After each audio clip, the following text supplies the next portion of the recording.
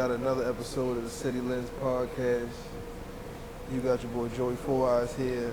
Tabby on Tilt is not available to be with us today, unfortunately. But fortunately for us, we do have some special guests. I got King Mansa Musa over here. Yeah. King Mansa Musa, you hear me? And I got my man BW over here. What's going on? My favorite humanitarians and whatnot. So we got some good things for you tonight. We're gonna get into hip hop. We're gonna touch on some hip hop issues. We're gonna touch on some political issues. We're gonna touch on kind of the state of human beings. We're gonna touch on just everyday life. What's going on with you guys? Trying to get your perspective. That's what we're here for. We're here for your perspective. You feel me? So, first and foremost, Musa, new music. You're the music man. New music. I dropped the tape in was it like May? Yeah. Something like that. I dropped the tape in May. That's crazy. Put a freestyle out. You know what I'm saying? I'm just chilling. I'm at that point now. I really haven't, like, when I do it, it's for fun though. Like, you know what I'm saying? At first it was like, yeah, I'm trying to be the top nigga, but nah, I just do it for fun now. so it's come out. You still the devil though, or no sir? Or you got a different alter ego now? What's your alter ego now? Musa. Just Musa. Just Musa. Evolution, go like Kanye. Just Ye now and shit. Yeah. B, what you got going on? Well, I'm gonna say I learned something from your father, right? Joe father told me something one time. He said, "One day at a time." So I'm gonna tell you, man, that stuck in my head. After he told me that every day for about 2 weeks. And one day I just woke up, like, "What's up with you?" One day at a time, Paul. Tell me you can only eat this apple one bite at a time. Yeah, one bite at a time. He told me, look. He said, I used to have a boat to match the house, right? He said, they put me in the middle of the water. He said, man, I can't drink all this shit. Get me off here. I be trying to get my old man in front of the camera, but he's not a camera person. Yeah, I got a lot of those stories. Honestly, your father a piece, that's why I said that speaking to him. Your father a piece of history, bro, for real. Like he got a story that's like. Man, Musa, his father became who he was after Vietnam. Like, did 2 tours there, first of his kind, all kinds of stuff, bro. Yeah, he's definitely, especially here in Baltimore, he's definitely a cornerstone for sure in Baltimore, especially for black people. He saw the evolution. Mm-hmm. So I'm very fortunate. So what really hit me with him was we were sitting at a bar. We were sitting at it's slipping my mind right now, right down 25th. It's the brother spot. Terra Cafe? Terra Cafe. Yeah, my man Terrence, bye. What's up? I took him down Terrace Cafe, and we just had a beer. And dude, he was sitting next to me. He was like, you know how fortunate you are to be sitting down and to be having a beer with your old man. Mm-hmm. And that shit kind of struck me. He's very, very fortunate, and that's just on the surface. The gems and the jewels that he was able to hit me with is just priceless. Absolutely. I'm telling you, I was listening to him, some of the stuff he was telling me I never heard in my life. He said he was in school, when he was in school after Vietnam for what they were sending him to school for. You know, every time he went to law school through the military. He said they was banking on all the black dudes to fail. He said they was doing everything they could to make them fail. They had to set out in the hallway for the class, all kinds of stuff. They the only one. They one of the only thing. He said out of 10 of them, only 2, 3 of them made it through. He was the first 5. Yeah, first 5. Right. So yeah, he got some. Nah, he that dude, man. But we can get back on serious shit later on. Let's get a couple drinks, couple questions. Let's dig in on some things real fast. Right. I wanna start with Musa. So what just stood out to first, I want to get on you, yo. You know you my nigga, yo. I gotta ask you a question though. What does a peppermint feel like, yo? Man, you on that social media, man. I'm kidding, yo. That shit stood out to me, yo. Yo, what a peppermint Pete, feel like? like a mint. You feel me? Like a mint, yo. Like motherfucker shot a Listerine, a mint. I'm telling you. What is the bottle with the liquid one? No, I got the ball. The ball, yeah. They ain't had the liquid, so I got the ball.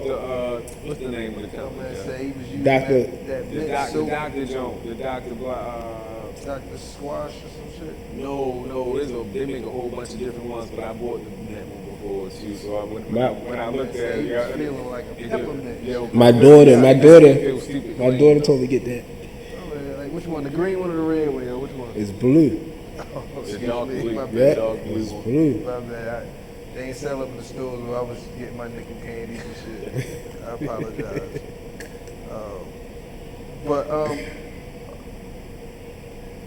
So we did a little test run and we talked about some things and that's kind of, I guess I'm gonna lock that away. I'm gonna say that for TMZ. You feel me? When you blow up and shit, I'm gonna be like, yo, I got this audio, this video, this is the first ever type shit. But what I really want to hit on is your evolution. I want to hit on the evolution of your rap, your hip hop. You spoke on you don't consider yourself the Blue Devil. That's what you went by one time. Yeah. So can you mind touching on that? Maybe a year or so after I did that Blue Devil, if we start there, I took my Shahada. I ain't know what it was really coming with or really like how I was gonna go with it, because I thought I was kind of like living a Muslim life, but it's nothing like living a Muslim. You gotta be a Muslim to live a Muslim life. But I started living that life, and once you're trying to do right, you can't call yourself the devil. You know what I'm saying? That's how I felt about it. And I didn't want to be seen as a devil. That makes sense. What made you take the Shahada? What made you? Can you talk about what put you on that spiritual path? I was I like Malcolm X, and looking into Malcolm X, I realized he got it from Elijah Muhammad. So I started looking into Elijah Muhammad, and that got me kind of interested in Islam. So I'm studying that.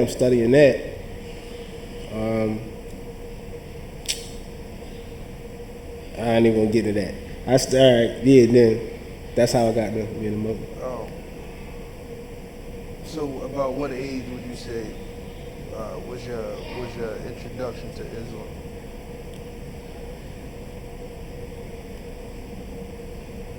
To the thought of it, or hey, I'm about to do this. Just even the thought of it, the seed. When was the seed planted? So I know a guy named Brother Kareem. I asked him a question because I was reading Elijah Muhammad, Message to the Black Man, and in that he said the prophet's original name was Kareem. I know the guy Brother Kareem, so I went over there. I asked him. I said, does Kareem, what was Kareem the original name of Muhammad? He basically asked me like, nah, I don't know that, but I'm gonna get you a Quran and a Hadith book. What got you reading that book though? Which one? The book you just mentioned. Message to the Black Man. Yeah. I was reading a couple of his book, How to Eat to Live, and I was just into those type of things. So.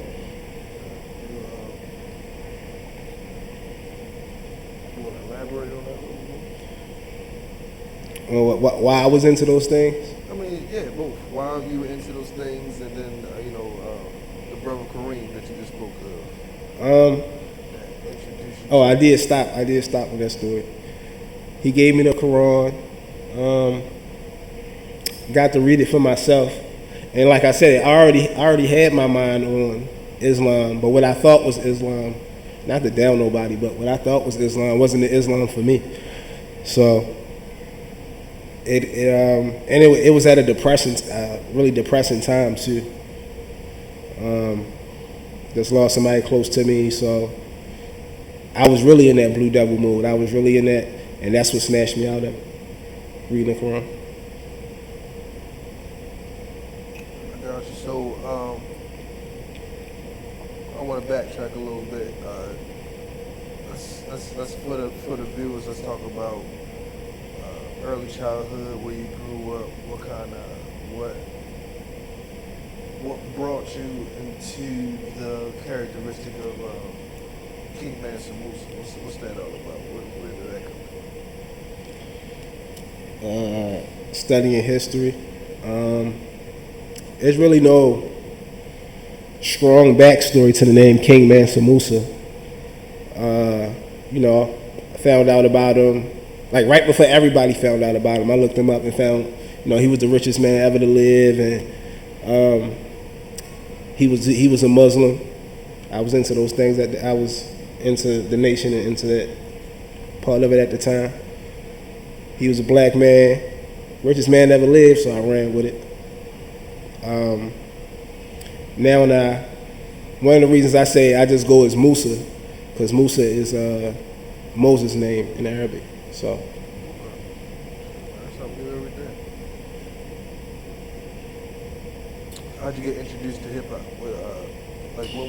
When did your passion for writing, rapping?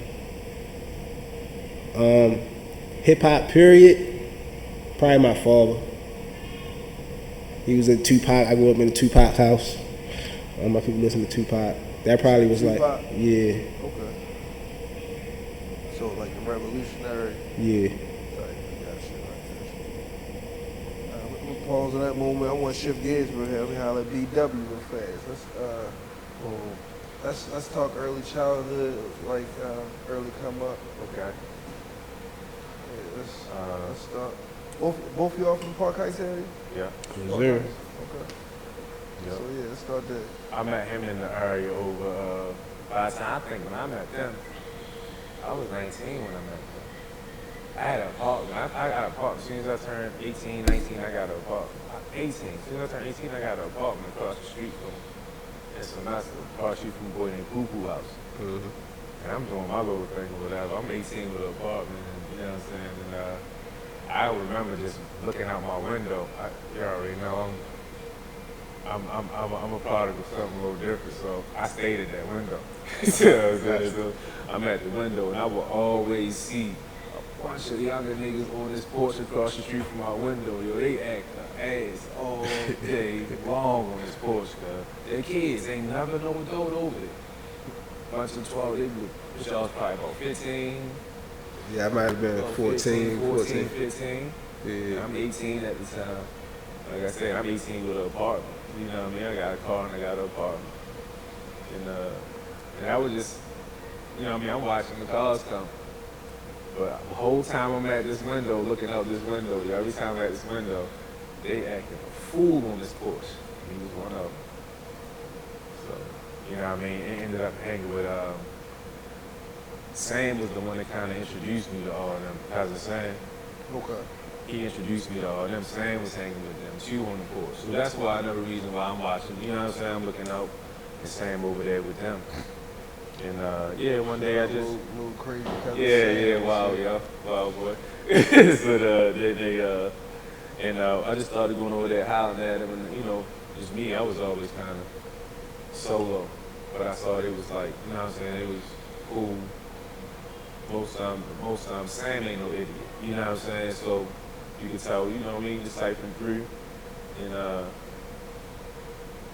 yeah, I remember Musa. I remember my first time hearing Musa rap, for real.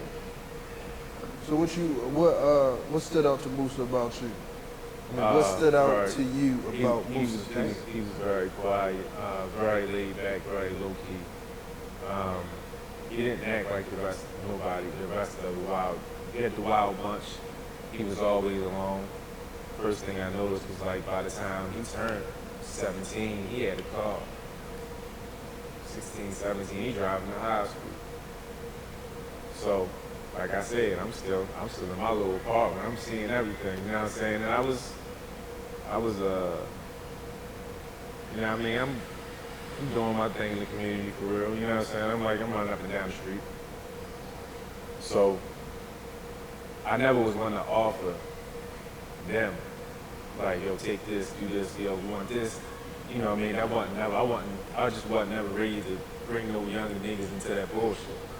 So, but at the end of the day, every day, I buy like a 24 pack of beer, some shit, or a bottle, you know what I'm saying? Because I knew they was out there fucking around. We'd sit on the porch, had them done every day, had them done, I sit on the porch, them drink, smoke and shit. And always just real mellow, kept to itself. And the first thing I always thought, I was like, sure, you fuck somebody up, they fuck around. That was always my only thought, because he never talked. And then Twin, one day me and Twin was, and at this time, I was doing like a lot of writing books. You know what I mean? I was going to the studio, writing, doing a little small shit. And one day we about to go to the studio, and they was like, yo, and at this time, I don't know nobody, well, he said it in one of the songs, so everybody know. He got a song called Jaffe, because that's what everybody called him, you know what I'm saying, Jaffe. And they're like, Jaffe, you rap, yo? And he said, they're like, yo, what's up? You the beat on? And man, this nigga get to running. Like, I'm talking, he rapping for a minute. So he like, look, we going to the studio, yo, you might as well just come on with us. And then, yeah, and then from there, it was just the development of friendship, you know what I'm saying? That's how it all started. You got your input, recollection on that? Yeah, Two sides to every story and shit. back then, I listened to like Cassidy, and I like battle rap. Like people like battle rap now. I like battle rap like people like battle rap now back then. Yeah. So I always trying to be witty like the battle rappers. And real quick, well, speaking on that real quick, with our generation of battle rap, what's your quick comparison with that to drill rap? to drill, drill rap is it's like That's a good question. it's some hardcore, like, you know what I'm saying, like I just did this, whatever, you know what I'm saying, like I don't know. I don't know. It's like, no, because like, Nah. now that you said that, it ain't the same, because drill rap is more like trying to make the art reality. And for You know what I'm saying? In an unfortunate way. but yeah, for a drill rapper to be hard, he gotta live in that shit. That's what I'm saying. Like you gotta rap about what you just did. Like, you know what I'm saying? Well, we ain't no, trying to hit. You had the one nigga that come to mind, CJ. So he got his ass whipped. Yeah, he got a rapper that wasn't living what he's saying. Lil Reese. Another He one. get his ass whooped. You see what I'm saying? That's why I say drill rap seems to be opposite of making reality art. It's actually the opposite. It's making art reality. You see what I'm saying? Yeah. All right, that makes sense. My bad for cutting you off. You can take on that. What was I saying? Your version. Oh yeah, and battle rap now is like it's complicated. It's like I guess it evolved with just like technology evolved, so that shit just evolved. It was like, oh, you gotta have a crazy delivery, you gotta know how to make your voice good, you gotta know how to perform, like all the way. So what did you get in the battle rap first, or was it like what was your I guess your first? Yeah, I was battle rapping. Battle rap, horrible battle rap, but not because he couldn't do it though. He like to fight guys. Oh, you one of them. After a while, it was like, yo, all right, I'm a little old. You're not about to sit in my face and tell me what you about to do to my mother, my father, and kick my kid. You know what I'm saying? Like, you about That's why I don't sign up for shit like that. yeah. After a while, it was like, all right. And they be the softest niggas. So I was like, you just shook my head. You not about to do this. And I think everybody you fucked with had that same problem. It was like when the battle started, everybody was rapping, it was cool. But then when it started, I do this to your mama, and do this to your sister, and do this to your kids. By the middle of the rhyme, it ended up being like, all right, yo, chill out.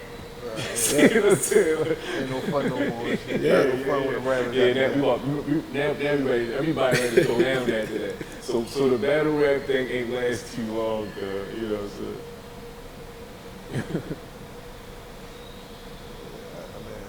That's why I really can't get into the. When it came to the bars, though, when it came to like the metaphors, similes, all that, man, he was hitting it. Yeah. He was nasty with it. First song you put out. Well, not put out. First song you wrote or put together. Subliminal. Subliminal. What? Is it out? Yeah. Is it out? What album? What platform? You might as well put a shout out. We can tag it. That's on my first album, No Days Off. That was 2021. 2020? 2021. Yeah. I think it's 2020. I'm trying to think of mine. What was the joke that I fell in love with was the joke you did off the Baltimore club mix. My gun? Yeah, man. That was my shit. Man, you already know me. I think Eddie, he did that. That fucking vibe was stolen by a bunch of niggas.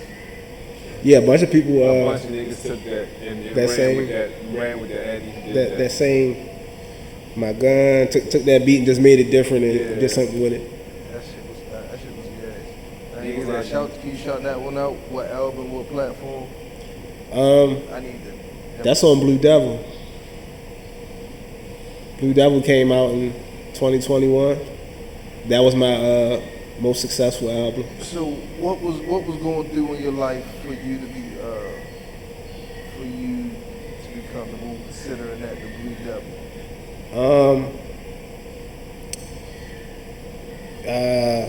Getting distance with close friends, and it was like a weird time in my life. You know, it was one of the moments when you guys say, you know what, I don't give a fuck. Fuck it. And I just adapted to, you know what I'm saying? I just adapted to that. So you're that way. Bigger than that, but I just adapted to that. Yeah, I ain't glad, yo. You ain't gotta worry about it. Shit myself, I just ain't put it out. Shit, you feel me? I ain't working that angle. Nah, it's that straight shit gets said. Niggas feel we're gonna get hurt. That's all that would be. And instead of poking it ain't even the bear. It's just instead of poking the situation.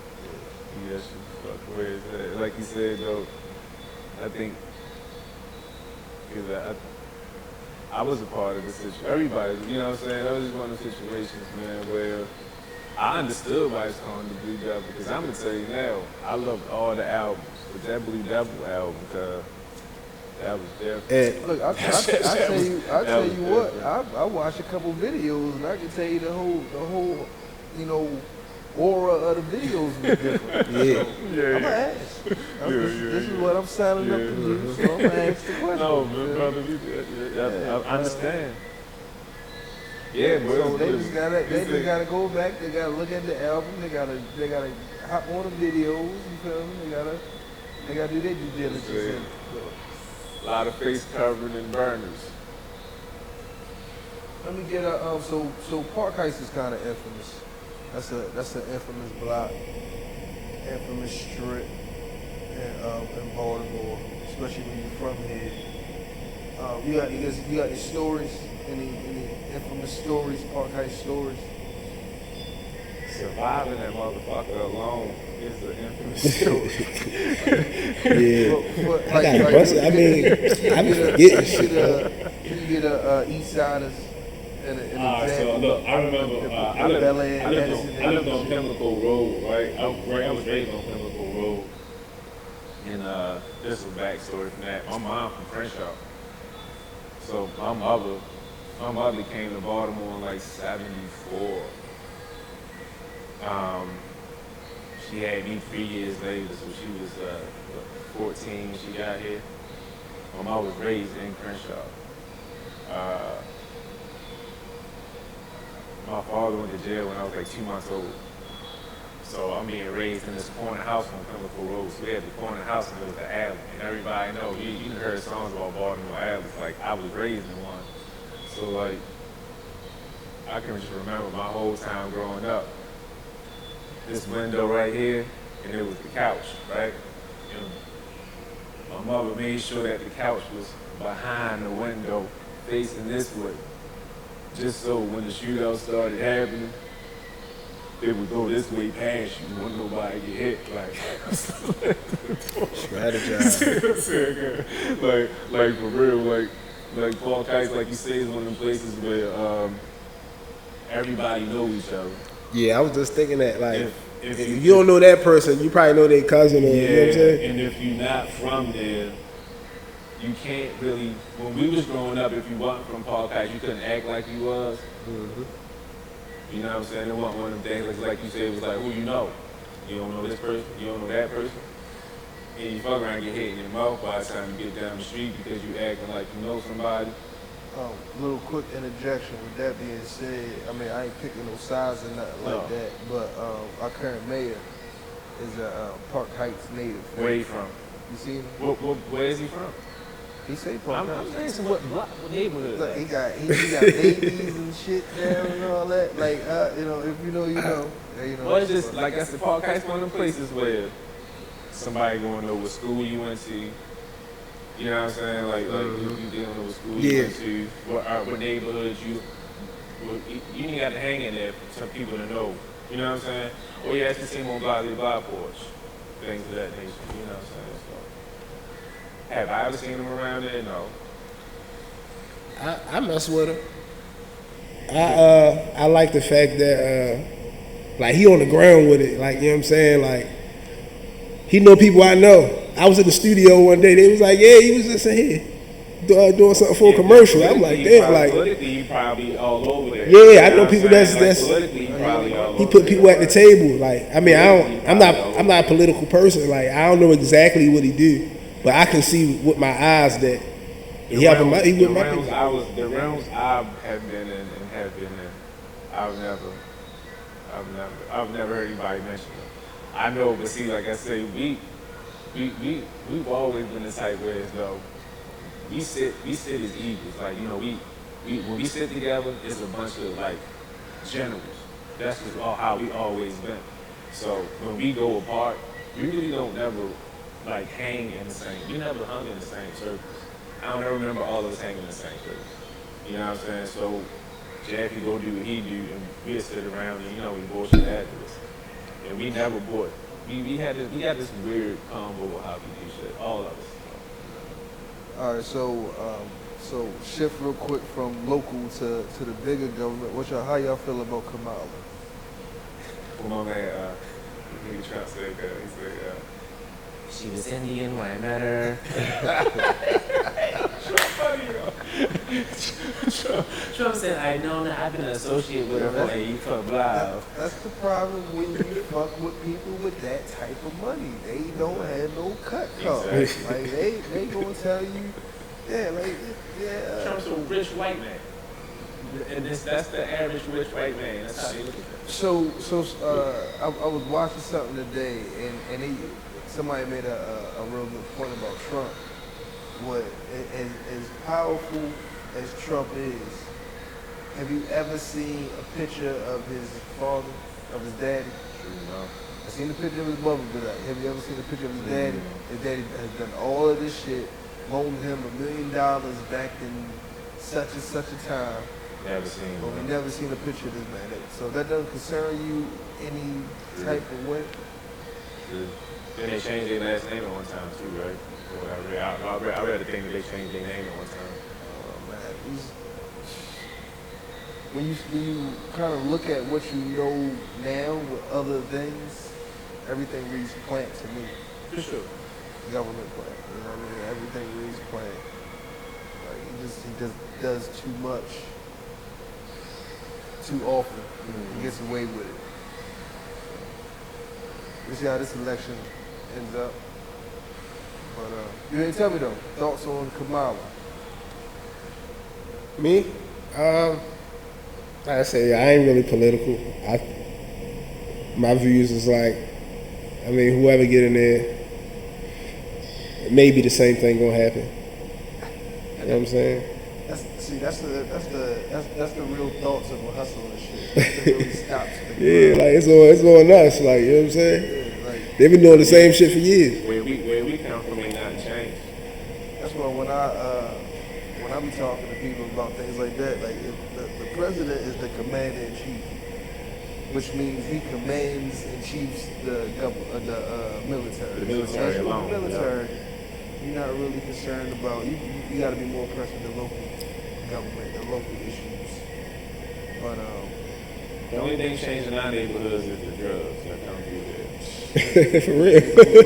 it's not really the drugs; it's the pushes. Yeah. That's the names of the drugs and the quality of it and who's selling it, because the who's selling it changes rapidly. You know what I'm saying? That's because it's getting locked up.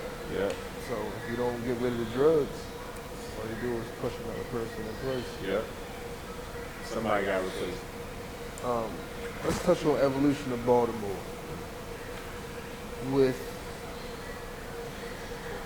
what you see going on today in the streets, where do you see Baltimore in the next 10 years? So we talking about, 2024, 2034. 2034, your kid's 10 years older, you 10 years older, everything around you outside is 10 years older. My personal opinion, I think it's getting better. I know people probably like, what the hell? What? I think it's getting better. Like, I think our kids are coming up better than us. A lot more of them are coming up better than us. Like, most of us, all us grew up in the hood. You came from somewhere in the hood. These younger kids, they coming up in the county, you know what I'm saying? And they in the school with the white kids, whatever kids, like, we wasn't in school with them. We was in school with 50 kids in one class. You know what I'm saying? So the dynamic of the city is majorly changing, because they shipping, and I was reading this thing, and I don't know how true it was, but from what I see, it got to be true. That Baltimore is a city where once people come here for college or really come here, they want to stay for some reason.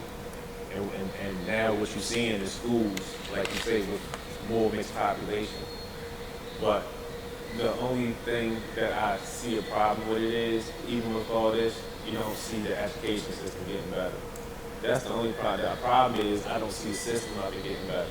I do see it getting better as the murder rate has dropped. They might not want to promote it, but if you look at the murder rate has dropped tremendously. What you think is the reason behind that? Because I know a point in time when niggas was taking bike weeks to Miami, and the murder rate was dropping for them weeks or 2 weeks. Right. Down there. Right. Now it's just it's a constant kind of, it's been real constant mellow. Well, I'm gonna say this: the money thing has changed. You know what I'm saying? Like nowadays, you had, me and Jackie on the corner, we making $1,000 a day. I'm making $1,000, he making $1,000, he making $1,000, he making $1,000. When the last time you heard somebody say they made $1,000 a day? I mean, depending on who you talk to, they're gonna say when Trump was in office. yeah. But outside of that, I mean, It's very rare. I mean, to be honest with you, to be 100, last time I heard about niggas doing shit was like that was in the 90s, mid to late 90s. So all drugs have been doing is declining, and the more the drugs decline, nobody's getting shot anymore, because there's no reason for me to bust your fucking head when there ain't no money out here in the first place. Half these young dudes is out here killing each other off of music because of what music is promoting. They're not killing each other for over money no more. So it's not over money, it's over ego? It's over ego. It's not money anymore, so that alone gonna give you less murders. You see what I'm saying? I know, bro, if it was the money in the streets, there'd be a lot of people still out there. Most dudes actually stop messing with the streets because there ain't no money out there. Mm-hmm. So,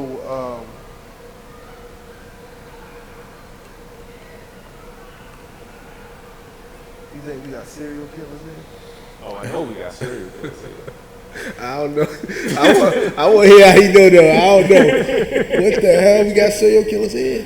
I mean, You got your gangbang is a serial killer. a serial killer is just a person that kills multiple people. Yeah, that is a serial killer. I mean like the real deal. Like Real deal serial killers. he kills women like twice a week and shit like that. I'm talking about I'm talking about some CSI. That's a psychopath. Yeah. That's a psychopath. You gotta think it was like Nipsey said it the best though. Think about this though, Jackie, how Nipsey put it the best in the best mannerism. When he walked out, when they go on the ride on niggas, first and foremost, at the time when you go on the ride or when you go to rob somebody, who do you rob? You rob the nigga that look like you. That alone is a mental illness, bro. Well, I mean, that's the thing of proximity. You know what I mean? But you're not. But the thing is, you're not gonna pick, even if it's your neighborhood, you're not gonna pick the dude that look like a square. You see what I'm saying? You're not gonna pick the dude with the suit and tie. The suit and tie dude more likely got the money in his pocket. You're gonna pick the dude that look more like yourself. Well, I think.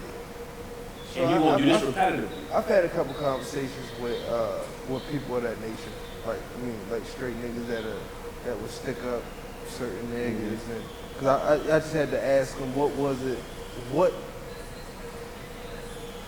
you were in predator mode at that time. So how do you determine who you going to prey on? What he said? And he didn't give me a real straight answer. I think it's when you get like that, I think it's an instinct. I think you really deal with pheromones. I think it's something that gives off. I think it's self-hatred. And I think that's why I think when you do it recklessly, then it has a lot to do with self-hatred because you're not going through a checklist. But if you really look at the animal kingdom, like a leopard, like a stalker, okay, really hits a checklist before they pounce. Okay, now I'm gonna but if that stalker is starving, the motherfucker would be reckless. You know what I mean? So. Yeah, if you stalking, then like Jackie was said just now, like Musa said just now though. Yeah, what's the serve? You see what I'm saying? Like what's the difference? You see what I'm saying? So the levels of it. I think me personally, like I said, I actually been around some serve. I'm about to say, I was just thinking that. I know. And it gave him a type of high. It was like, exactly. That's what it was. All it was a high to them. Damn. And it became a game. Yeah. You know and they talked like it was a game. Like, I got that nigga. He was over there. Yeah, he was standing on like. You stand on the block with serial killers daily. I know niggas that's like that too. We're on some shit where they would they come back and be like, yo, check the news. You feel me? Like, I ain't gonna and this a small token. Like when I was younger, like I had a thing for looking at the newspaper. So all right, let's touch on that because I actually had the privilege of talking to a young lady who she just got a PhD through the University of Houston, but she dealt primarily with kids. So she was here through Johns Hopkins at the time, at Kennedy Creek. And she was talking about trauma. I really want to talk to her about the trauma and PTSD. And like the effects of it. And so the effects of it dealing with the mass. The herd. So you have certain situations where you're dealing with the herd, where you have some people that fear flight. So you have a herd, and then you inject them with information, and then that information will turn into a fear or flight situation, depending on how they receive that information. So with that being said, news, Baltimore, right. How do you think that has impacted you, your thought process? How you think it impacts the average person on a day-to-day? I think that goes to like the education again. You know what I'm saying? Like, well, how your house from there go down. No, not school education, but house education, really. I think I was raised just by a certain type of people, man, where it was just like the news was more like the utilization. You know what I'm saying? How to utilize outside. You know what I mean? Because sometimes you can use outside to monopolize on where the next money coming from. You know what I'm saying? Or like knowing, like, where to move at, where to be at for the next couple of days and shit like that. You know what I'm saying? So news was never a thing for me to. I never was in fear, cause like coming from disparity, bro, and then coming from strong people, like you know what I'm saying? Like we will come from like radical people. We come from revolutionary type of minded people. So we never looked at things like, oh, I guess I gotta do this now. Hell no, we going out there, we gonna cause havoc and get what the fuck we want. Mm-hmm. So the news half the time for me, the news was, I saw my father come across Maryland Most Wanted half the time, like 3 times when I was watching the news. You want to touch on that? Yeah, we can do that. You want to touch on? Uncle I'll Daryl. let you talk about it. Yeah, Uncle Daryl. yeah. I can talk about it now. He older now. Uncle Daryl older dude now. Yeah, he a civilian now. Yeah, he's super civilian now. Yeah, he's super civilian. Business owner and all that. Yeah. I gotta get him a couple shirts. Yeah, for sure. Go ahead, touch on. Went to jail when I was 2 months old. Got out of jail when I was 12. Yeah. Pops was a cornerstone. Matter of fact, Pops was into more science. Was into the more science, but more science was a big thing in jail. Which is, I don't know, more science is a form of, what would that be, American Islam, bro? Mm-hmm. Branch off the nation. That's what I was about to ask. Actually, no, not the Moors. What's Moors the wasn't connection? So more science temple comes from Noble Drew Ali. Noble Drew Ali is, he started the more science temple, if I remember right. And, there was more science was a thing where it was like the beginning of the learning of Islam in America. All right, we want to pause real quick. Yeah, so my father was in the he went to jail kind of the Moore Science Temple. And, so I grew up visiting my father in jail. So my grandfather, this is how my weekend went. Saturday we would go visit my father. Sunday we would go to the gun range every weekend.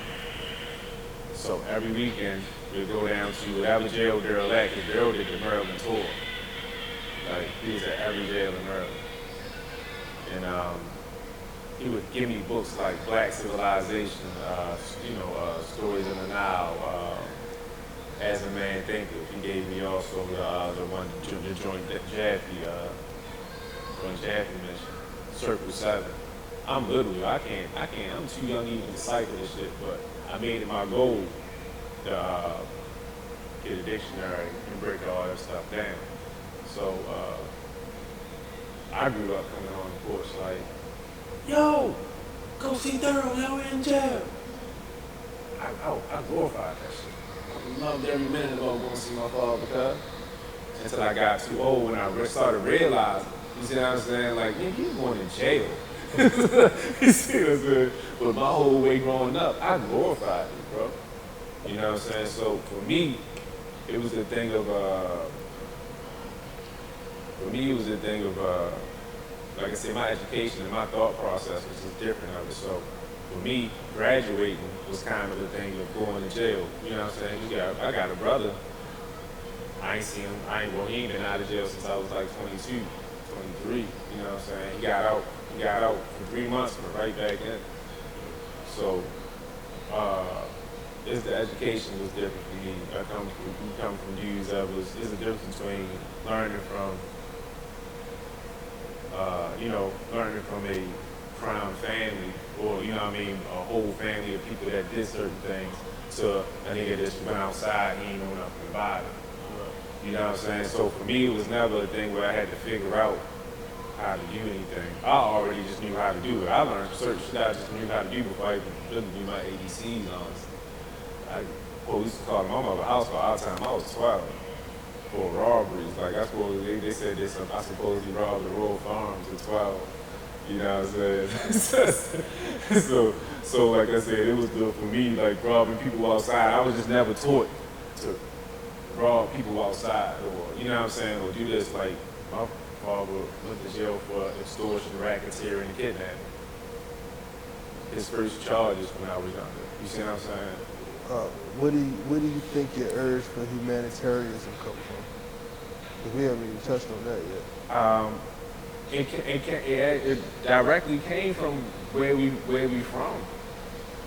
Cause really, when we was growing up, I know y'all remember seeing this. The grandmas would be outside sweeping the porch, and you know what I'm saying. The dude that was on the corner that was hustling, he might have been the biggest hustler around there, but he could buy the kids snacks every day. You see what I'm saying? So when we was growing up and we started doing certain things, we was already kind of. I was making sure I applied that to what we was doing. So when the things was coming around, I tell the fiend by the end of the day, just clean up the neighborhood real quick, and I give you a couple rocks. You see what I'm saying? And that ended up dudes trying to think it's funny. So we had like a perfect blend. We actually ended up in the time frame we could perfectly blend your aggression and your give back. Because it started being niggas thought shit was funny that we was helping the neighbor. We go smash on their ass, tell them not never come back around here ever again. You see what I'm saying? And then we go right back to, you know what I mean, giving the fiends again. Because, you know, it's the block. Like you say, niggas gonna come and go. So the next little round niggas come. They don't know that we so goddamn tight as a unit that you can't phase this unit at all. So then they come around, they try shit again, and oh, look at these niggas giving away rocks. They say this shit again, that thing we smash another crew of niggas. So that's what so I think what came was them crazy ass niggas from up there. You know what I'm saying? It's like you couldn't get an angle on us because we was doing for the hood. You know what I'm saying? So that just for us it just became a thing where it was like shit, like we love doing it because we love giving to people. And it's giving us the right way to fuck niggas up at the end of the day when they act stupid on us. So the humanitarian was kind of, you know, for a long time, Joe, it took me a long time to understand what we was doing was good, even with the humanitarian stuff, because there was so much combined with it. Yeah. You know what I'm saying? It's like you know I'm there with you because you know I hit you up when I had my little spurts. Yeah. And unfortunately, well, I'm not gonna say unfortunately for me, but my moment of clarity usually comes when, you know, most niggas get fucked up and they wanna be rowdy or they wanna fight or they wanna do shit like that. I get fucked up and I feel like I'm Superman. I put on a cape, you feel me? I go out here with a mentality that I wish a nigga would, because I'm 100% ready to fuck somebody up, but I wanna hand out, you feel me? I wanna, like, if niggas come through and cook out and shit, yeah. they want, you know, whatever, let's not be gluttonous, whatever y'all want, we're gonna hand it out to, I'll walk around the street. Hand it out to the hood. Hand out raw food with niggas, like, in food, toiletries, lotion, soap, shit like that. Like, that's what, I guess, brings it brings my soul peace because I'm not in the right mind. I literally incorporated humanitarian with being a Crip. All the way through. Because for me, Crip, and that was that time frame in my life, because I'm definitely not there no more. But at that time frame in my life, community revolution and progress meant exactly that.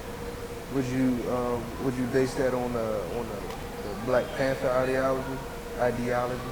Well, being that, that's enough. You know, my mom. So growing up, my mom was a part of those free lunch programs. My mom was raised in LA. My mom was raised in South Central. So when I grew up in my household, that's just how many lives I was just raised a certain way. Whereas though it was like I was raised learning Swahili. You know what I'm saying? Because my mom was from Crenshaw. My uncle was a Slauson. So before they had Slauson Crips and all that, they just had a group of people called Slausons. The Slausons were basically a street freedom fighter. But they was fighting against white gangs so they can, you know what I mean, keep their little portion. All the Slausons became Black Panthers. Bunchy Carter, hopefully the law has accepted him. And he ended up, like, you know, taking all the Slausons, they called him the mayor of the ghetto. All the Slausons turned to Black Panthers. But then when Bunchy died, Bunchy got killed on UCLA campus. And when he died, they basically went back to just being Slausons. Nipsey, if you see, that's up to date that Nipsey had Slauson tattooed across the top of his back. So most niggas became Slauson Crip, just that mother. So my mother got in LA at that time frame when, you know what I mean, all that was kind of working around, like I said, 74. So I came up under certain principles of black empowerment, you know what I'm saying, things of that nature. So for me, it was just second nature, you know what I'm saying, how it was just a part of my person. And that I think, honestly, just from my opinion, because I know for a fact Crip wasn't started to do nothing positive, but when you had somebody like Chucky, it ended up kind of molding a whole different perspective of it, and then we come from under that molding. Yeah, it was kind of undefeatable that you was going to be the cornerstone of your community and whip somebody's ass in the process if you had to. You know what I'm saying? It was the perfect balance of brains and bronze for a lot of us. So I think what we became under our set, 7211 Crip, United Crip Nation, what we became were those, you know, radical gangbangers. Because before all this was going on, we used to fight the Jewish boys in the neighborhood. That was something that I meant to hit on. You know, me being from Baltimore, knowing something about Baltimore. When I mentioned Park Heights, I meant to hit on that line, that invisible line that lived on Park Heights. What's the quickest way from Africa to Israel? What? North Parkway. I was gonna say the Grand Canyon in Arizona and shit. No, North Parkway, right in the middle of Baltimore City. Yeah, that's that invisible line. The invisible line is actually North Parkway. Completely different. It's completely different. Completely different. As soon as you cross over North Parkway. That's the joke. That was a joke our whole way growing up. I always thought everybody knew that joke. Now, Darry, do you have a second to hit on the Israel-Palestine situation? For sure. Thoughts? Let's start with you, Mansa over there. I think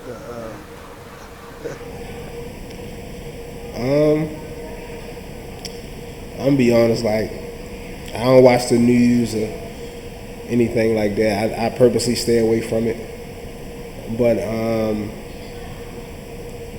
it's looking like a genocidal type war. It looked like a turf war. I hear they, you know, even breaking the law, you know, crossing over the line and building houses for their people and stuff like that. Like, what makes it a genocide for you?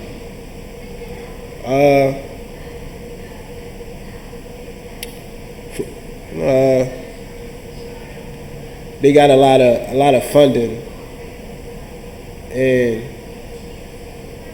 they going into these little places and just turn around, and they killed more kids. That's what's making a genocide. They killed thousands and thousands of kids. When you killing more kids than adults, it's genocide. Yeah, something going on.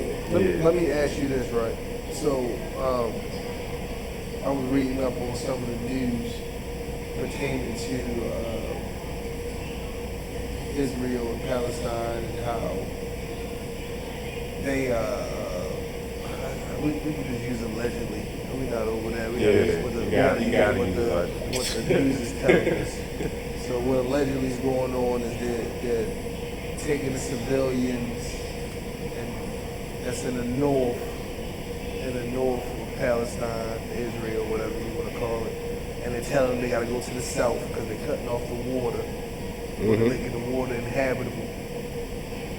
And then when they get to the south, they cutting the water off there and telling them they got to go to the east and they got to go to the west. Yeah, like you just pick up and go. So I want to ask you, with the thoughts of that, how do you think there's any possible correlation between situations like that and maybe like a Flint, Michigan that we just dealt with ever so recently? Man, I never even Yeah, I never even put that one or two together. I mean, Is it's that very. in Flint, Michigan? Yeah. I mean, they don't even talk about that. Yep. They still drinking dirty water? That'd be crazy. Ain't no way. We just had an E. coli outbreak in our water less than a year ago, if my memory serves me correctly.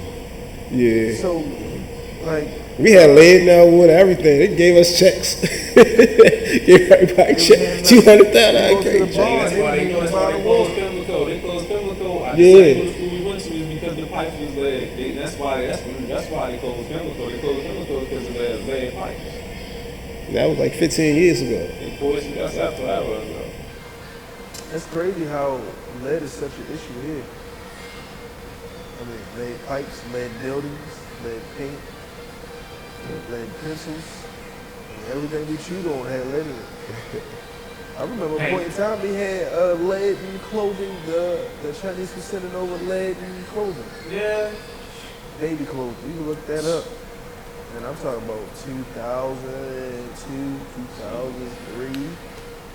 That was a real heavy epidemic. It's lacing the clothes with lead. Yeah, like the dye. Oh, the guy had lead.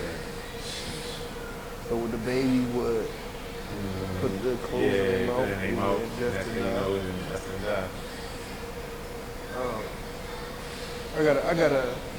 I know you're gonna get a giggle out of this. I wanted to touch on institutions, mainly HBCUs, named after non-BC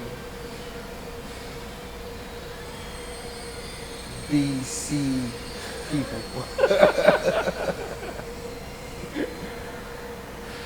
Man, it's call it what it is. I mean, which Why? city of them schools?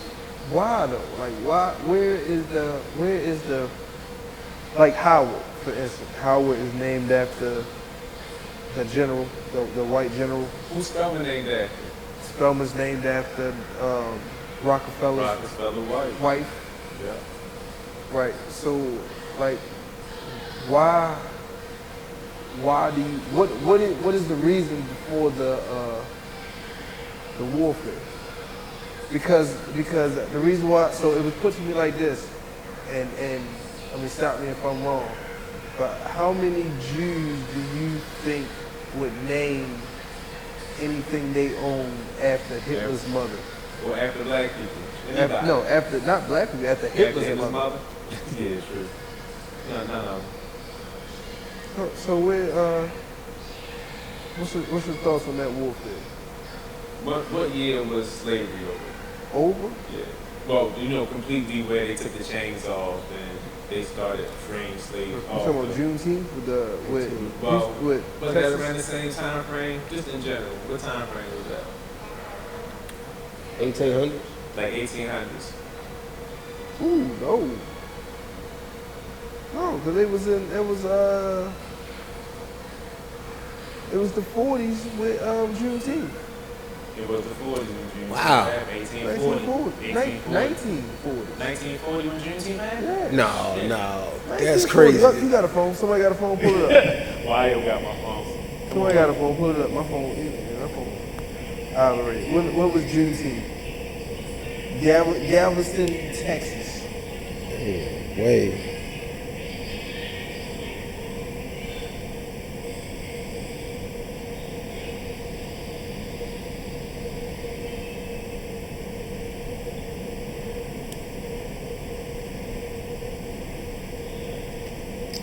I'm gonna say Wednesday, June 19th, 2024. You're gonna talk about the last Juneteenth shit. I just thought that was funny. That's what was Juneteenth? That sounds about right. The historical legacy of Juneteenth. Freedom's Eve of the Eve, January 1st, 1863. Say it a little bit closer for the mic. January 1st, 1863. 1863. Yep. That was Galveston, Texas. I ain't even opened the thing, guy. It could be live. Hold up. Freedom's Eve. Even January You can't 1st, check Wikipedia, you 1963, be the updating first that watch night service took place on the night of slavery. Americans gathered in churches and private homes all across the country and labor news. Taking effect.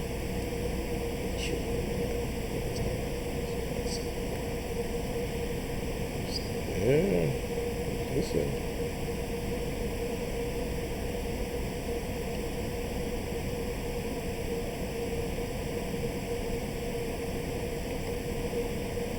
Yep, I got 1865. Mm-hmm. When the Union troops came to Galveston, Texas. You wanna know the weird reason? They had 250,000 slaves. God damn. In a town, that was Galveston, Texas. That's crazy. So my question is, what the fuck was going on in Dallas and Austin? Yeah, I know Texas is big. Where the hell is Galveston? Motherfucker had 250,000 slaves. Yeah, that's crazy. That's why I can't flip out on you too. I can't flip out, yo. That shit make me mad, yo. That's 250,000 slaves. Sitting there, everybody else free. You got 250,000 slaves sitting on a plantation doing free labor. That tells you something not right. Because the only reason why you went down there was like, nah, y'all can't. Y'all making too much money that we can't tax you on. I need my chips. Mm-hmm. I need my chips. So, let's talk hood reform. Let's talk hood reform. Yeah, what do you like? What do you want to see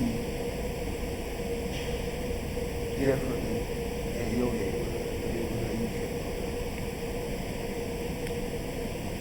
from? I mean, I kind of see things getting better. I'm looking at it in the big picture, like, like, all right, my kids go to county schools. I couldn't go to county school. You know what I'm saying? Like, but I know that the city is still there. And we talking Baltimore and Baltimore City, then I can't really say the same thing. I'm really talking like,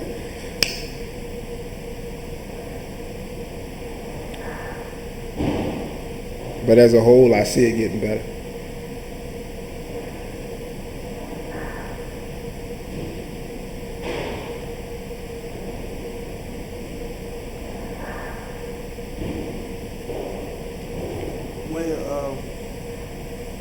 How do we get a grip on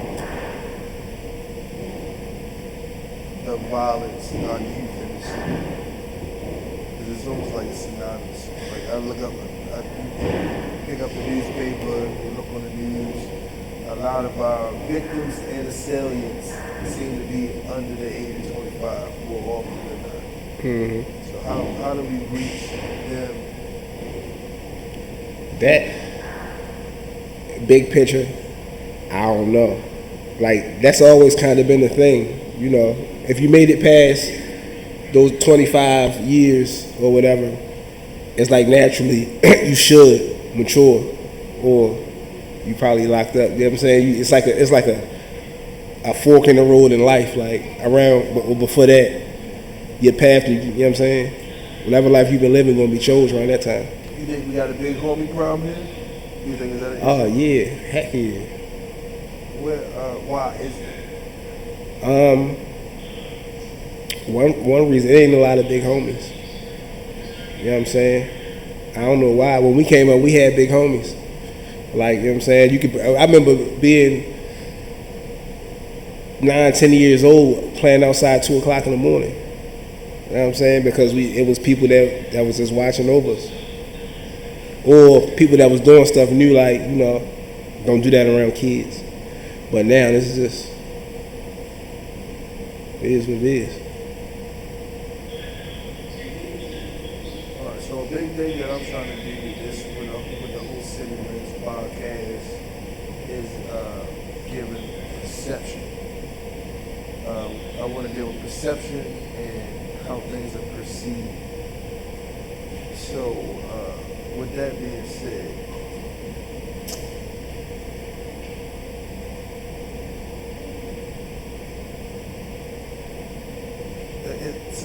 it's really hard to put shit into words here. It's just so radical. This shit's just like left field, right field. Okay, over here, stupid shit. It's just a little. Yeah, I just turned it back on. We were just talking about. We were talking about Baltimore perspective, and just like how can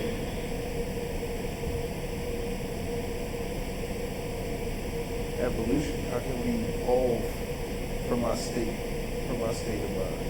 So, all right. So, with what you know now as adults,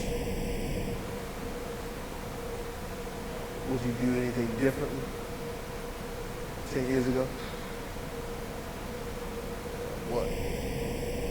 I'd have took my shahada a long time ago. I took Islam serious when I took my shahada. Okay, so religion.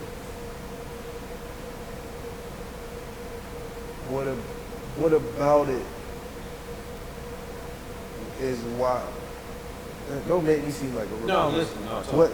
So what about it is why? Why would you take it? Why would you tell yourself 10 years ago to take it? Well, I took mine serious. Why would you take it serious? Why would you tell yourself to take it serious 10 years ago? What about it? So I took my shahada on the block. And right after I took my shahada, I went right back outside. Went right back to, you know what I mean? I was in Boston, kind of to a degree. But we was praying together. You know what I'm saying? Those kinds of things. And you know the difference. You feel the difference. But accepting it all the way through, accepting the knowledge of Islam would have changed how I moved with my finances, with my family, with the people around me. You know what I'm saying? I'm not to say I would have changed those things, but I know the perspective on how those things were utilized would have been totally different. So I would say, for me, I'd have took Islam more serious as far as the knowledge of it early. You know what I'm saying? You want to touch on emotion? I say I would have took my shahada a long time ago because the things that I got from it, I needed back then. Like when I chose Islam or Islam chose me, I knew what I was coming for. I knew why I was coming. I knew this religion was a little strict. I knew this religion believed in one God. I always believed in a God.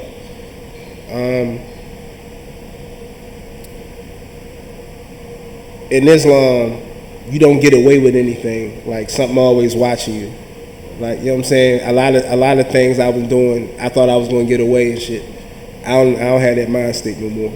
Like, oh, let me steal this or let me do whatever. Like I always feel I'm being watched. I'm always governed.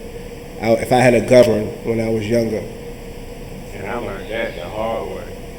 I learned that by still doing what I was doing. And then ending up feeling the remorse of doing it.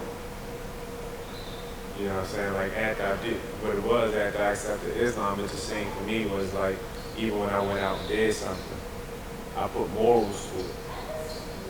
So I kind of like when it came to how the humanitarian thing, that's really how it came over the humanitarian thing. So I would use it to balance off things, but I wasn't utilizing it properly enough to get away from the other things.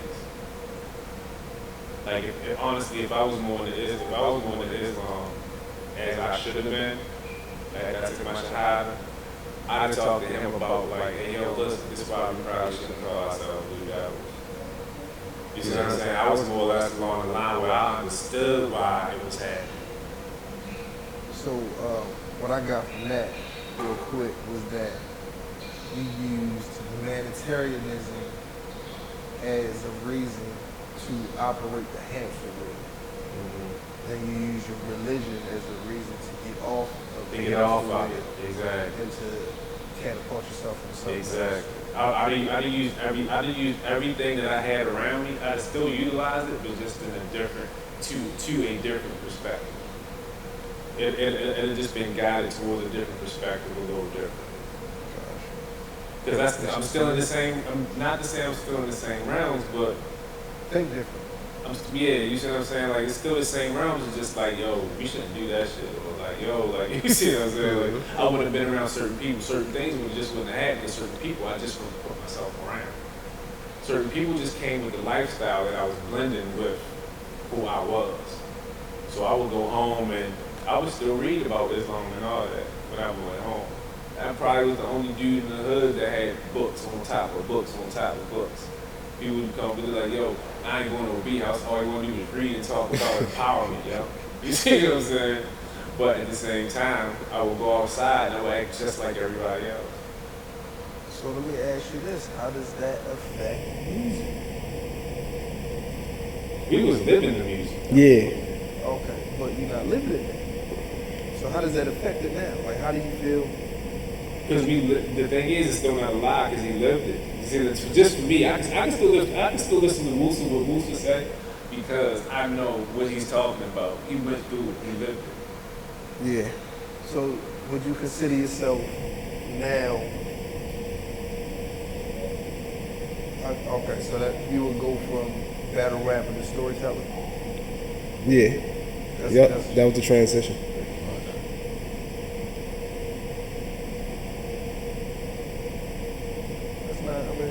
Like half the songs, honestly, when I listen to his music, I know what he's talking about. Yeah. So for me, and there was a lot of people like damn, yo, you said that, you talking about that, like, yeah. I might have said it real fast too, so you feel better. Like I remember the situations he talking about for somebody else to just be like, yo, that shit was a hard line. He was talking about dragging and da. For me, it's like, yo, nigga, I remember I was there with him that night. You see what I'm saying? So like, or honestly, there been times where it's like, oh shit, he just told me he's talking about that time when I did that shit. Like, you see what I'm saying? So it's subliminal. Different. Yes. Yeah, subliminal. Which is to me was like dire hard. Like to this day, for me, yo, that No Days Off album, yo, that's gonna be one of them albums that once you know, the more people listen, once they go back to that No Days Off album, they gonna see how much of a classic album that was. Cause that album was straight pain. It seemed like to me it was like that was his first time tapping into. I never seen Musa in that form before that album. I listened to that album damn near every day because I never heard him talk in that manner before. That was a weird time in the beginning. Because you remember, I stopped rapping. When I went from battle rap, I stopped rapping. Yeah. Like, ain't no motherfucking rap, I'm outside. And then one day he came out and was like, yo, I'm going to go to the studio. Yeah. And I was going to go to the studio because my man was like, yo, you got to jump on my album. I need you on the album. I know you can rap. Like, I heard you rap before. You got to get the introvert out. That's all. And then when he finally put something out, like, it was more like a thing of like, I'm expressing my pain. That's all the whole album. Art. You know, that's what the whole album was. The whole album was just him expressing his pain. Just so for me, and it was why I was at that time frame. Yeah.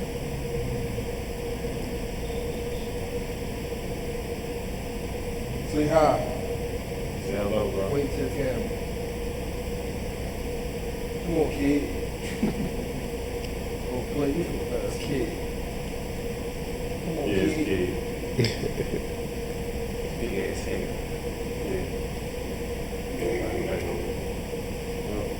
Go over there. Or just don't still game, I'm saying. But go over there. What's your best friend? Yeah, just for what I saw coming out of it, it was beautiful because I was going to do something at that time. And our whole crew was going to do something. You know what I'm saying? Like, Yeah, it was a lot going on. Last time. And honestly, just to repeat everything, this how ugly shit was. It's COVID. Yeah, we outside though. It's Park Heights, bro. Park Heights ain't never slow down. That's when shit was jumping off. Park Heights jumped the most from during COVID, for real to me. Everybody was outside. We ain't got to work. All day long. They out partying Monday, Tuesday, Wednesday. and the niggas that ain't never had no money before was having money. So the robberies wasn't. Man, we used to do the shows. I used to do a show at least once a month. We was going to shows. That was the same time frame we was going to shows. Yeah, that was good times. Yeah, I mean, we was out there. But this the thing. The subliminal song, that video, look at that video, right? If you look at that video and you see in the background, I was supposed to got jumped at that video. Live.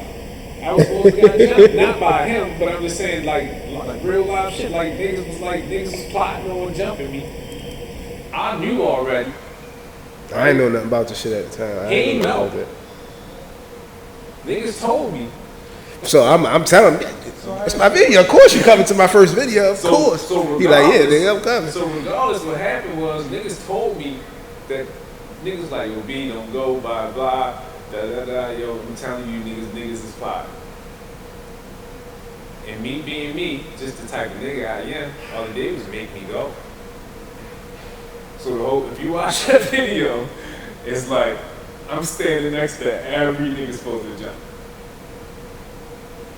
And I made my point to stand next to every nigga that was supposed to jump.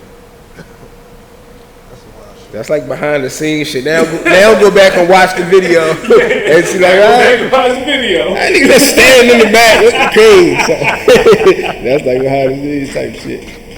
There's always a story behind the scenes. Uncomfortable situation. Now for me, like I said, I couldn't do it. I couldn't do it. I wouldn't be able to do it. Like, niggas don't want me around there. Fuck that. I ain't come around there. Now for me, I'm gonna tell one thing I learned this shit real early. There's a difference between a maniac and a fucking monster. Niggas can play that maniac role if they want. There's niggas that's really out here that's living for who they are. You see what I'm saying? So like for you to call any nigga a target is fucking crazy. You know what I'm saying? Because every man's a target. So especially when we had at Baltimore, we had a couple situations where we went out to a couple clubs, and the bartender was police. I'm like, I worked at the courthouse with her. I know for a fact she's a sheriff. Like, yeah, and then, you remember that? Yeah, I remember that night. Yeah. I remember that night. I done been, because of how I moved and who I was, there have been plenty of times I've been plotted on. And niggas say, I got niggas watching me. and the thing about that shit is, that's why I'm saying, like, this is, you can tell the niggas that really live that life compared to niggas that's just out here searching, talking. We wasn't the niggas that was taking the art to make it reality. We was taking our reality, like, we wanted to fuck out this shit. You see what I'm saying? So we use the humanitarian thing, you know what I'm saying, as a gateway for us to feel like humans again. 100%. My thing is, I like to engage. I want to be kind. Yeah. On the surface, so you can be kind back to me. Yeah. That way, I don't have to be ignorant, because now who can get worse? I'm a shitty motherfucker. That's gonna all boil down to by the end of the situation is who will be the worst human. All right.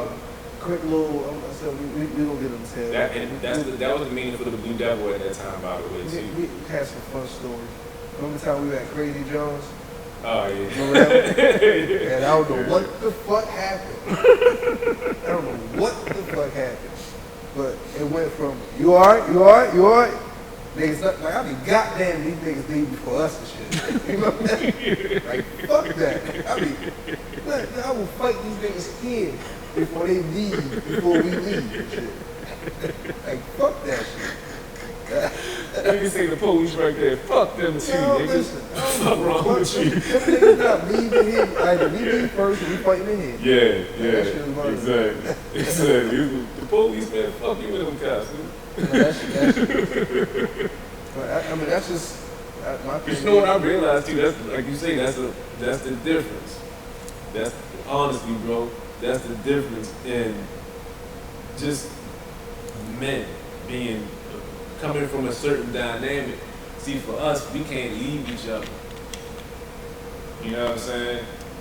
We done had the internal problems. We done had the internal beefs. Your phone, they're blocked on. Yeah, well, like. Yeah, we done had them internal beefs. Like I said, like we done had situations, you know what I'm saying? Like for real, like we had meetings. They got the type of family, you gotta figure out who the fuck your cousin is. Exactly. Exactly. You know what I'm saying? Yeah, you gotta figure out who the fuck your cousin is. 'Cause they not Man, I done had situations where it was a situation and then when a nigga realized he'd go back and talk to another nigga, he'd be like, who? They're like, yo, stop that shit now. I'm talking today. Don't let that shit go to tomorrow morning. Cause by the morning, nigga, it's gonna be shit coming with it. You know what I'm saying? And like you say, Baltimore, one of them cities where too small. certain people like halfway, you know, come from bloodlines, and you got to know them bloodlines and who went to jail in them bloodlines and who were part of what in them bloodlines. Because you can make the wrong move on one nigga, man, and you can actually lose your whole family here. You don't even know. Shit. Look.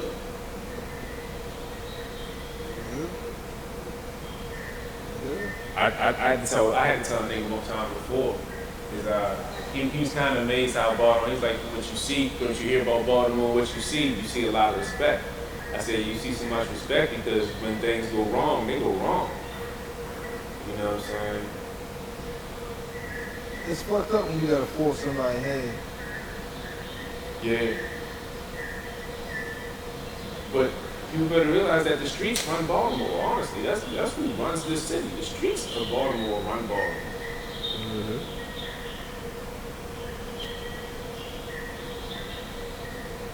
If the streets run Baltimore, we fucked. That's who runs it. We are fucked. And that's what I was saying about the mayor. Like, he know people I know, like, it's a lot of people in the city that's They all tied. got a voice now. Yeah, everybody got a voice, man. And that's a good thing. Mm-hmm. That's a good thing. You just gotta change the dynamic. That's all. Well, it's good because we gonna be able to hear them. That's it. Yeah. That's all that matters. As long as we hear perspectives, we can understand where people are coming from. The problem with today is perspectives are hidden Oh, for sure. by For sure. different agendas. For sure. The hidden agendas is killing us.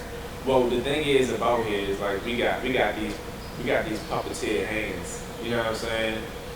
We got the puppeteer hands running everything. I think black people as a whole need to do a block vote just to make sure your community gets what it needs. If we do block votes, we can kind of guarantee certain monies and certain allocated to certain What do you mean by a neighborhoods. block vote? Well, let's say this. Let's because you mentioned the Jewish people. This is how Jewish people tend to get power. They tell a politician like, yeah, well look, I'll get you 30,000 votes if you give $250,000 to the synagogue and 20,000 to clean to the street sweeper coming through here once a month, and you know what I'm saying, shit like that, and they guarantee the senator, the congressman in that area, that I get you these 30,000 votes, but we gotta sign something saying that you gonna get me this. Block vote. We vote with our emotions as black people. That's why most niggas are still Democrats. Yeah, that's why we all over the place. That's why we ain't never getting nothing. Because instead of us demanding something, we just voting because of how we feel about that. But that's what happens when you don't have something that's given to yourself. You deal with your emotions, you don't deal with it logically. Because it's not a right, it's a gift. Yeah. So yeah, exactly. When you have a gift, We allowed you to vote. Yeah, sure. That's really what it was. Same thing with women. That's why women are so emotional when they get into situations of power, because they're not used to having that type of ability to do such things. So they go overboard, or they get as much in as possible. I mean, it's really natural human instinct. Like if say you've been starved, and then all of a sudden they give you a platter, you're gonna fucking stuff yourself. Yeah. You're gonna eat as much nutritious cash as you can, because you don't know when you're gonna get it again. So I mean, that's really what we're dealing with society. They're really like fluxing us with. Okay, you never had it before. Here you go. What do you want to do? That's for $100. Yeah. For things that they had no money for. That shit went to fireworks and Netflix. Yeah, it sure showed up. Tell me.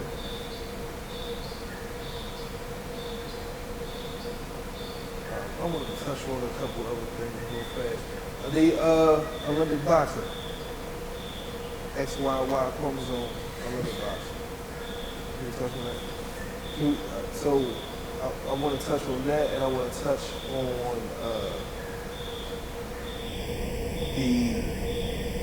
I'm gonna curl it back to hip hop and touch on the gender agenda. While we have so many female artists, vulgar. So we have so many vulgar female artists in the hip hop industry. Compared to even Little Kim was vulgar, but she had skill. You know what I mean? Mm-hmm. Foxy Brown, vulgar skill.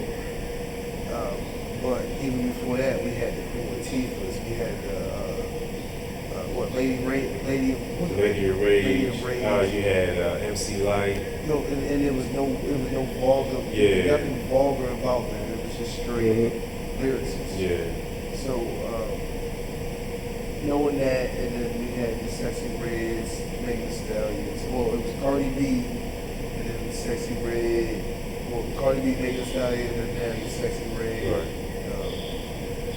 And the other. Nicki Minaj. Yeah, the ones that's out here. Yeah. What do you think the perspective for hip hop is going with gender?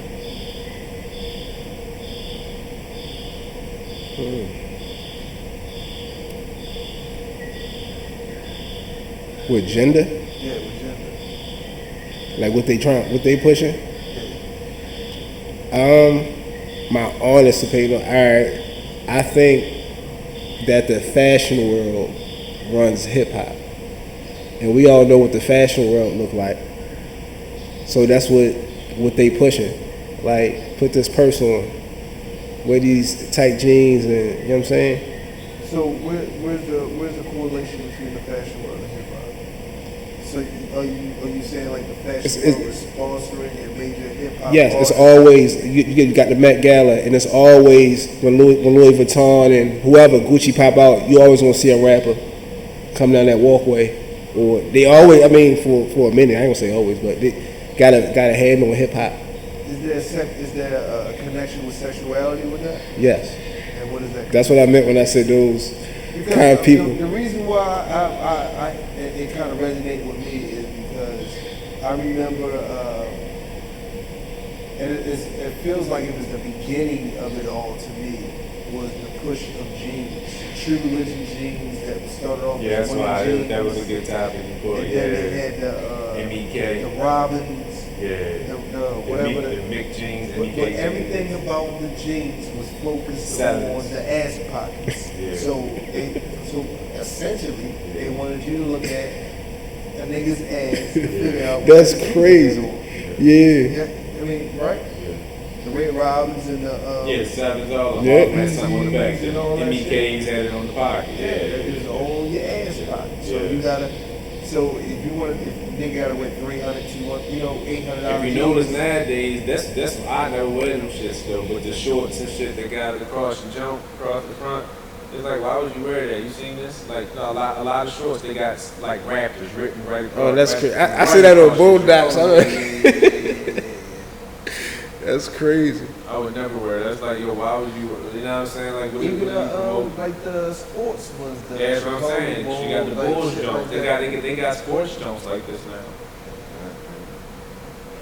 I never really looked at the connection between the Fashion. music industry and the fashion industry. But you look, there's another thing that just happened not that long ago when I think I asked you about it with this lady. She's a well-known like Satan worshiper. Oh yeah. Everybody got pictures with her, but she like the head of Balenciaga or something. I seen that. Balenciaga's been on the hook for some weird shit for Forever. The niggas is still wearing that shit. Because the lady is giving them free clothes. And it's like Kanye was trying to turn into that. He tried to be. I mean, he probably it still is, but try to. Lost with Kanye. Yeah. I'm so lost with Kanye. Because isn't Kim Kardashian the spokesperson for Balenciaga? Yeah. And he got her the job. I think what happened with Kanye is Kanye got to a realm, and once he saw what it was, he like, y'all got me. I ain't signed up for this shit though. You know what I think is really going on with Kanye? I think Kanye wants to be. This shit don't get my shit. My shit don't shut down quicker than quick. But fuck it. I think Kanye is in competition with the people that he spoke out against. Yeah, exactly. Everything he's getting into are predominantly ran by those people. So I think he has an agenda specifically against them. Even with porn. If you look up the porn industry and how the porn industry got started, then like they started. So it's like I'm trying to figure the nigga out. I be on the bandwagon like, yeah, you make sense. Slavery was a choice, and I be like, what the fuck you saying porn? Why are you doing porn? See where the porn part come from. Porn part come from shit. No, he just man, I think entertainment. I think entertainment ain't entertainment, man. It's directly something to control. It's getting ugly. It's disturbing. Well, look, I'm not gonna hold y'all up too much time. We deep in here right now. I'm on no day, all that shit, whatever the meal means. You ain't got no more questions? You good? I gotta do a part two. I gotta count this all together. Cause I got real quick. So this time I'm gonna leave it to be continued on this, right? Right. I want you to put your phone up. I want to talk about the dynamics between men and women in the household. And I want to talk about the gay agenda. Okay. I want to talk about how they trying to do things. So this is what I want you to pull up. If you don't think there's a gay agenda, you got the phone on you real quick. I want you to pull up. I want you to Google the BBC wire service. You said Google what? British intelligence news and shit. It look good. Yeah, I watch BBC all the time. BBC was the best show like, I ain't to Googling that shit. Put in BBC, put in the wire service, right? And then after wire surge. wire service. Wire service. And then after that, put in make love, not war.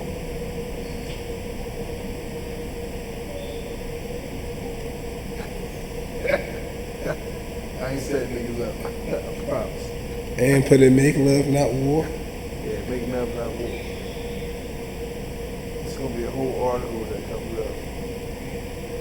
BBC, America's U.S. military.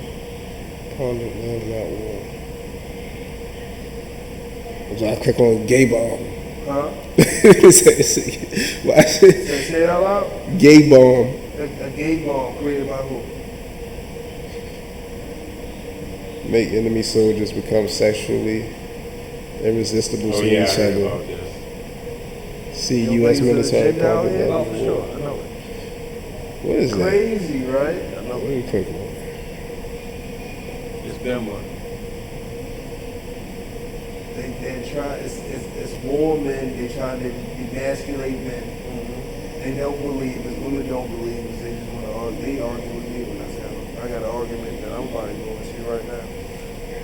I'm gonna ask her for a sandwich. She gonna tell me she don't believe that she need to make me a sandwich. Islam, yo. I'm telling you what, we need to incorporate the difference between that and Islam also, though, because Islam having kind of problems to a degree, but it's Most religions. yeah. It's because To a degree though, because honestly, yo, it's impossible to flip Islam like that. Unless, like you said, unless you're not implying it. You know what I'm saying? But how you got in order to imply it, you gotta have cooperation. She gotta cooperate. That's the issue. She gotta cooperate. We gonna kill it on that note. I got Mansa Musa signing out. I got BW signing out. We gotta tap in for part 2. We gotta put this together. We gotta talk about. I guess by the time we get this lined up again, we gonna have there's gonna be some shit going on in the city. We gonna have a whole election going on. Sure. We gonna have some football season, so we can talk about that around the field. Hopefully my parlay hit eventually and shit. I can upgrade some of this. Hey, yo, you gonna be like the dude. What's the dude? You saw that he bet $50,000 on somebody running across the. You seen that? So during the Super Bowl, streaking. during the Super Bowl, it was I think that was the nigga that was streaking. yeah, he was the nigga that was streaking. I knew that shit. He said it was a bet going that it was wasn't nobody streaking. So he put 50,000 down on it. Shit, Jumped yeah, that out shit there. not sex. Jumped out there and ran across himself. How much he won up? 300,000. Hey, Cause niggas was just ass backing on that shit more than likely. Niggas like, I put some money on that I bet. wish that was my holding job. I would have put $10 on that shit. Exactly. you know that nigga crazy. I put my money on that. He gonna run across the Super Bowl field. If we didn't know him, we all would have got rich that day. City Lenz Podcast signing out. Hey yo, I'm updating the logo, and I got some hats coming out. Okay. So as soon as I get them hats coming out, we ship them out. Got it. And we can go from there. For sure, I'm with it. And we gonna check this shit out, yo. We out. Appreciate you, brother. Alrighty, yo. You put this